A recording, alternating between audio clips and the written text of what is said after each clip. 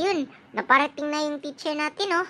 Good morning, class! Good morning, teacher! Okay, class. So, unang nating pasukan ngayon. So, meron akong balita sa inyo. Yung bagong subject natin ay Araling Panlipunan in English. Historical Guide. Wow! Okay, masimulan na natin ang ating klase. Make sure, walang maingay dito sa classroom, ha? Kung hindi, yayay ka sa akin. Ito naman si Ferdinand Bongbong Marcos. Siya ay ika-17 Pangulo ng Republika ng Pilipinas. Siya ay ipinanganak noong Setyembre 13, 1957. Nairang sa pagkapangulo noong Mayo 2022 hanggang sa kasalukuyan. Siya ay anak ng dating diktador na si Pangulong Ferdinand Marcos Sr.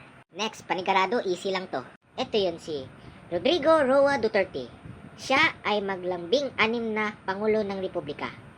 Siya ay ipinanganak noong Marso 28, 1945. Siya naglingkod bilang Pangulo noong Mayo 30, 2016 hanggang Hunyo 30, 2022.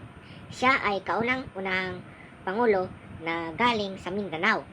Siya ay kilala na pinakamahusay at matapang ng presidente ng bansa, lalo na sa pagsikop at pagtigil ng droga sa ating bansa.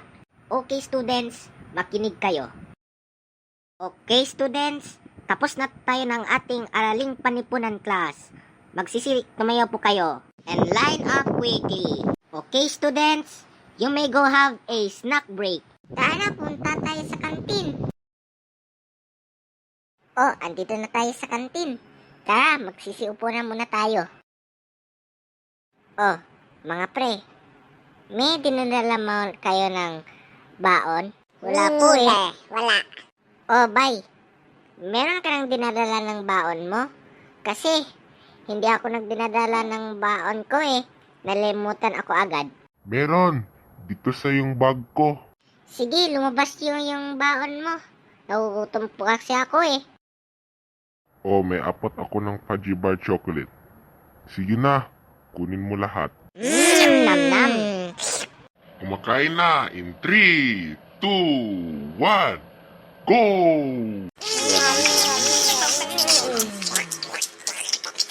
Yum. Yes, sa wakas, busog na tayo. Uy, mga sungat, umalis na kayo dyan. Lamisan namin to. Ma, bakit nagagalit? Ano nangyari sa'yo? Kami ang una dito eh. Maghanapin yung mga upuan doon. Sus, wala akong pake sa upuan nila. Ang gusto ko, na umalis na kayo dito. Lamisan namin to. Ano, hindi kayo umaalis? Lah, bakit sila galit sila sa atin? Ano nangyayari sa kanila? Di ko alam eh kung bakit galit sila. Ano, nataas ka naman?